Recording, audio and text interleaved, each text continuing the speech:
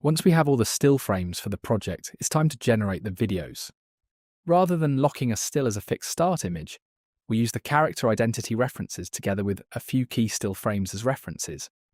This approach generally produces more natural movement, while keeping the characters recognizable and consistent throughout the scene.